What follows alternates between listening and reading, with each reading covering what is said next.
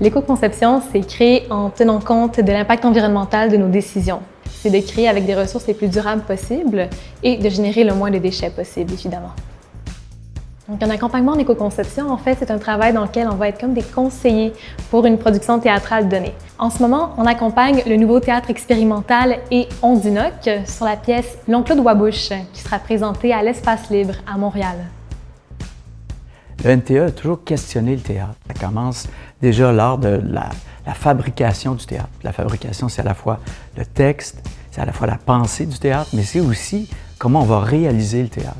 Moi, j'attendais ça. Ça faisait presque 10 ans que je me disais il faut qu'il se passe quelque chose parce que c'est un non-sens pour moi. Mais à un moment donné, c'est venu vraiment nous déranger qu'à chaque production, on construise un gros décor, puis un mois après, on le jette. Puis on s'est dit il faut vraiment qu'on trouve des solutions. J'attendais, puis je me disais, j'ai pas l'énergie, moi, de le faire, ça. J'avais pas les capacités ou la connaissance. Et puis une façon d'envisager la conception du théâtre et le théâtre de façon éco-responsable. On a déjà une tendance au théâtre à récupérer, mais c'est une question de cash. L'éco-responsabilité vient en deuxième parce qu'on est déjà aux prises avec des paramètres très, très, très serrés. Travailler avec Écocéno, c'est pas travailler avec une personne, c'est travailler avec une organisation. Ce que ça a changé at large, c'est que ça a multiplié les voix de notre équipe. Ça enrichit les conversations, puis certainement, ça enrichit ce qui se trouve derrière moi. C'est que nos choix étaient toujours axés sur les répercussions sur les écosystèmes, etc. Donc, il y a eu, premièrement, il y a eu des solutions au niveau des matériaux utilisés. Donc, on est allé avec du bois certifié FSC. Tout le décor qui a été construit sur mesure, on est allé dans un assemblage qui nous permettait de récupérer les matériaux. On a utilisé des matériaux déjà existants au théâtre. Ensuite de ça, on a acheté des matériaux qu'on a essayé d'utiliser au maximum à travers notre décor à plusieurs endroits. Aucunement un problème de travailler avec un produit usagé. On l'a déjà. C'est juste des fois un peu plus de temps pour le rendre à ce qu'on veut avoir. Le reste, c'est de la construction juste différente.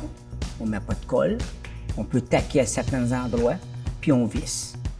Le projet d'accessoires décor qu'on a fait, qui a été le plus important en termes d'éco-conception, c'est le champ de maïs qui est ici. Donc, c'est un projet qu'on a fait entièrement en confection. Donc, on a mis beaucoup plus d'argent en termes de main-d'œuvre, puis beaucoup moins d'argent en matériaux, parce que tous les matériaux, en fait, la grande majorité des matériaux, c'est des matériaux de seconde main. Donc, l'avantage aussi, c'est ça nous a permis de faire exactement ce qu'on voulait.